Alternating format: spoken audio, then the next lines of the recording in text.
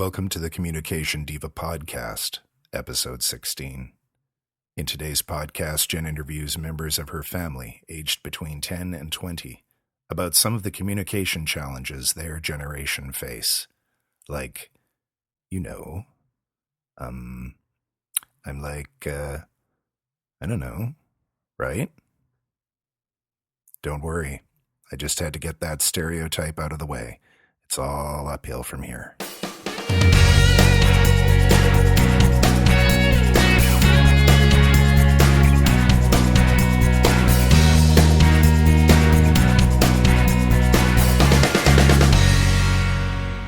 Hi, everybody. This is Jenn Swanson with Communication Diva, and I want to say hello. If this is the second or third or 16th time that you're listening to this podcast, welcome back. And if this is your very first time, our aim here at Communication Diva is to talk about all different aspects of communication in the hopes that something that you hear here will be of value to you and will help you to improve your communication skills and in turn improve your relationships. I am really having a busy time right now. We've had an awful lot going on in our family, lots of entertainment performances and things going on this past weekend. And we've had some illness in the family, and everybody's just really busy right now. I am also in one of the jobs that I do. I have a couple of jobs. One is an educator, and the other job is a student, youth child and family minister at a church. And we're coming into Holy Week this week, which involves many, many different church services. So there's a lot of stuff going on this week. And as a result, the podcast ended up being something quite different than usual. So if this is your first time listening, you might want to go back and listen to some of the other things as well. But this week, what I decided to do is bring the recorder with me into the minivan that we were borrowing last night as we were on our way to a concert, and to have a casual kind of conversation with the 4 kids in our family and to ask them how they feel about communication and talk about some of the topics that are of interest to them. So in this podcast episode, you will hear Katie, who is 20. You will hear Ben, who is 18. You will hear Emma, who is almost 12. And you will hear Sarah, who is 10. And you will hear them talking about and giving their opinions on some of the topics that they are highly interested in, or that they could think of at the time. So it's a little bit of a different conversation. The sound is a little bit up and down because we were passing the recording device back and forth through a moving vehicle. I was not driving, just so you know. And I hope you enjoy spending a little bit of time with my family. So without further ado, I will turn you over to the recording that we made last night and hope that you enjoy this time with Communication Diva and family. Hi, everybody. Welcome back to Communication Diva. This is Jenn Swanson, and this is episode 16. And I am in a borrowed minivan today on with a whole bunch of people, the family. Say hello, family. Hi. And we are on our way to a concert, and I decided that it would be a good time to ask the captive audience what they think about communication skills with people of their generation. So who wants to say something first? Ben has been elected. Hello out there in Radio Land. Are you sick of not getting through to your parents, not getting through to a friend at school, or being confused about communication? Well, now's your chance. No, just kidding. Get captured in a minivan today. Yeah. All right. It's pretty sweet. I'm done. Communication with your peers. Is it good, bad, or what? Depends on which one. I don't know. What's the biggest problem? Guys communicating with girls. Guys communicating with girls. Ooh, why? You have to pass this around. You have to talk into it. It's pretty hard to do because we think differently. I concur. Really, we're good with words, this generation. Yep. The most aggressively inarticulate generation. So tell everybody how old you are in here. I'm 10. Old enough. I'm almost 12. I am 20. 18. All right, so any specifics? What are some of the things that drive you crazy about communication? I don't know. Pass it to Katie. Not knowing what to say? Well, it's been brought to my attention many a time by my mother that I say like way too much, but I don't even notice it anymore. I feel like this generation is the like generation. I agree. I feel the same way. Right? I know, right? Nice. I feel the same about like. I can see that this is going places, this podcast. So, if like drives you crazy, It doesn't. No. it doesn't drive you crazy. It drives other people crazy. When you're listening to somebody who says the word like all of the time besides yourselves, how does it sound to you? Stupid. You sound uneducated. You sound really stupid. I You think sound stupid. Uneducated, Emma. You sound stupid. We just use slang a lot and shorten everything up. For instance, easier. situation becomes situation. Stuff like that. Writing an essay on this. Ben is writing an essay on this, so he would like to speak more to this topic. Back to you, Ben. Slang has become text friendly. Yes, it has. The text message! Yay! Things are so much easier to send via text because when you're talking on the phone, you have to talk to the person and judge the reactions and, be put on the spot like I am right now. But in a text, you can think about what you're going to say, and you can add smiley faces and ha-has to make things seem less poignant. Anyone else? What does poignant mean? Yeah. What does poignant mean? Jen, what does poignant mean? Well, let's ask the voice. What does poignant mean? The voice is busy driving. All right. I don't know if that would be the accurate term to use. Poignant? Poignant. An example of the uneducatedness of our generation. Poignant, not used correctly. Okay. Okay, so text messaging. There's something to talk about.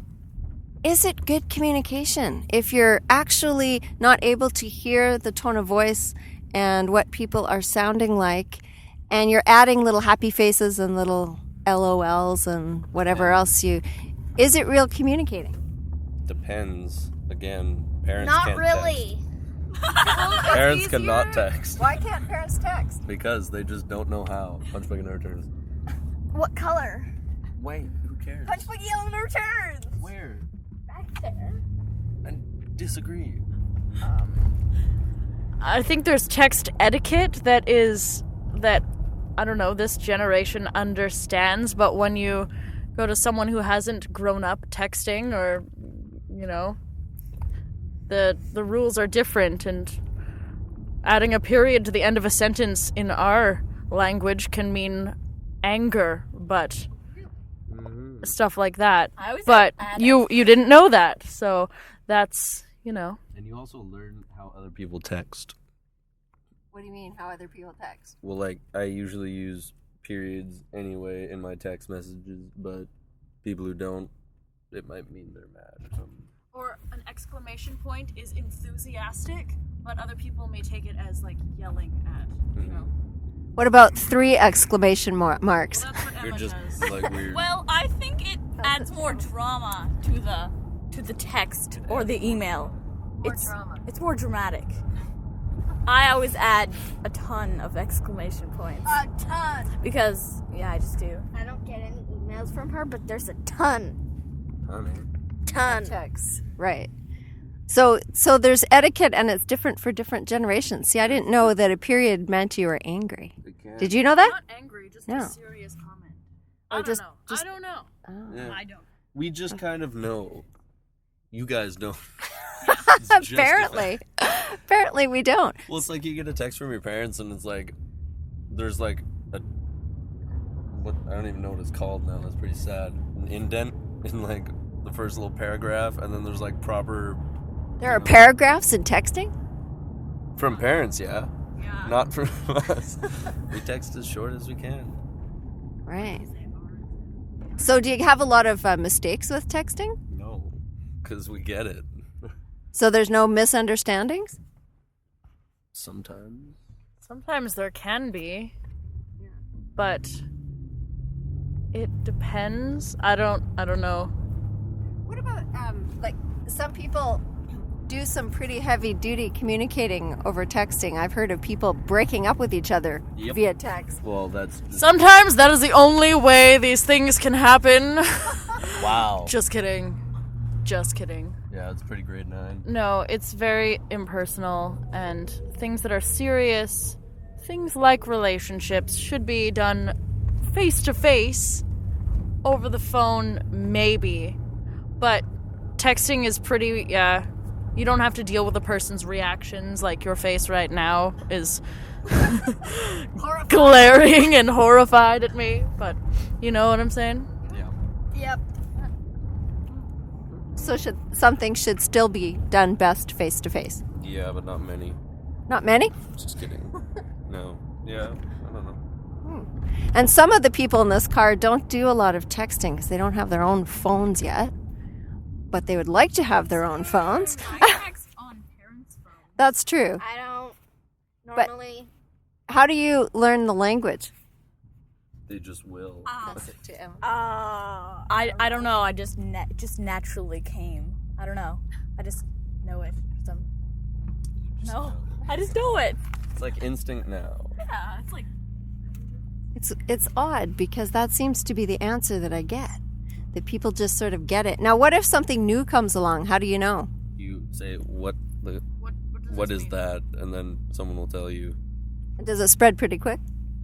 Well, once you hear it for the first time, you already know what it is. So if you ever see it again, you're like, whatever, you already know what it is. I don't know. What's that word like again? There you go. indeed. It keeps coming up. All right. Does anybody have anything else they want to tell the world? This is going out to several countries here. I'm hungry. Mother, how do you respond to the communication of this generation? How do I respond? Yeah, what do you think of it? What does the communication diva think of communicating with her children? Da da da! Ta-da! They're pretty cheeky, this carload of people. They're cheekier. We already That's right. explained. I think that it's hard to keep up sometimes because I learned something new about a word today that I can't remember what the word was, but it was. What did it Oh, mean? I remember what word it was. What? It was. I don't think it was. Clearly do. I don't remember what it was, but it was a word that was a very old word that I was using. It was word.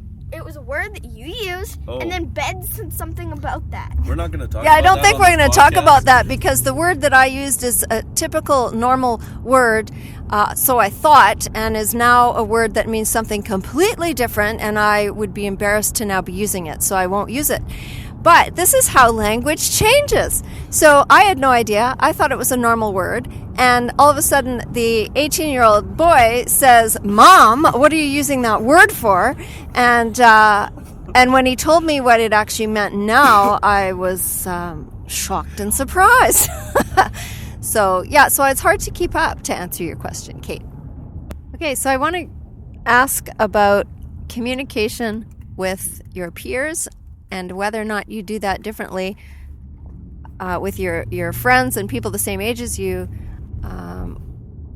than you do to adults and other people. Yeah. Yes. I'm going to pass that back to Kate. You can't see, but she's smiling while she's finding something to say. Well, I don't know. When I talk to adults, I have to filter myself because I need to make sure that I'm not going to say something I'll regret. Like, I want to be polite, more respectful than I would be with my friends who already know me, and I don't know, that's like there's less of a judgment there, but I don't know. Sarah, do you have something to say? No. Emma, do you talk the same way to your friends as to grown-ups? No, I don't because like versus my friends versus adults, you have to be more respectful with your. Well, you could talk to your friends in like a different way than grown-ups. I don't know. Well, we just did it. We just there was a word Mom used, and then we all said, "Oh, I'm not going to say it now because Mom doesn't want to get embarrassed from the viewers, and we can't say it in front of the little girls." So, Little? in front of the girls, whatever. Compared to me and Kate, yeah, you are. Okay, so there are filters that you put on when you talk to adults that you don't put on when you talk to your friends. And what about words that you use in communication? Are there particular words that you would use with adults that you wouldn't use with your friends? Pay attention, Ben. I saw someone I knew outside. Okay. Well, for example, with my friends, I'm more inclined to use profanities than I am in front of my parents or older people. Or younger people. Me too. That's an example. Subject matter, what you talk about. I don't know. I'm not gonna start complaining about the new Facebook updates to people who don't know what Facebook is. There's an example. Did they change Facebook again? No. That probably. Oh, yeah. So I actually know something that you don't know. They did change Facebook March 31st, yesterday. Oh, what? Yes. What's different about it? It's the new format.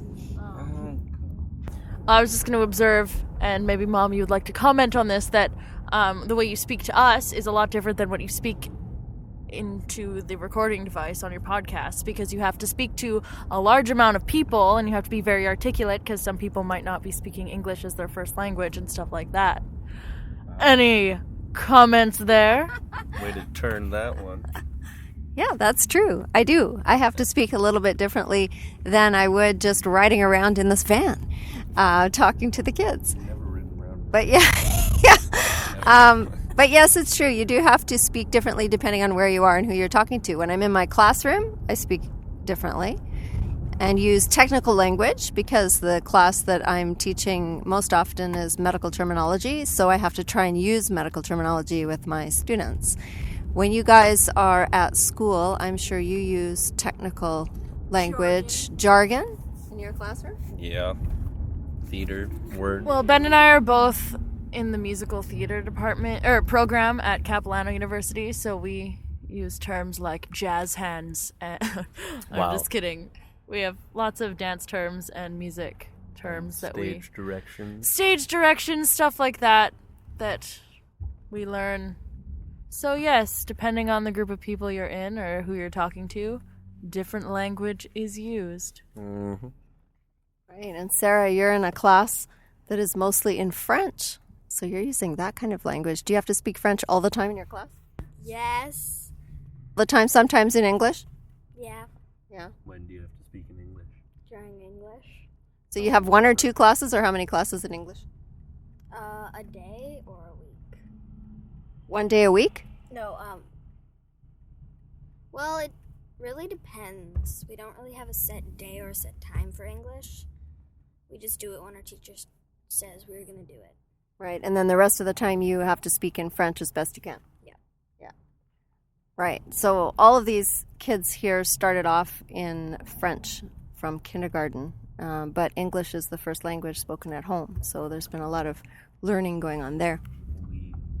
Yeah, we got a long way to UBC, so bear with us, folks. Yes, we are on our way to a very exciting concert. Zakir Hussain and the Masters of Percussion. Dun, dun, dun. Yeah. Oh, and some of the people in the car didn't know what we were doing. Okay, we're getting the wrap it up sign. All right, so thank you, everybody. This is a very short Communication Diva podcast. Thank you to everybody for participating. Later. You're welcome. Diva. Bye. So this is Jenn Swanson. I will have some kind of little notes on www.communicationdiva.com. If you have any thoughts or comments on communicating with different generations, please come to the website and leave us a message. And otherwise, I will talk to you soon.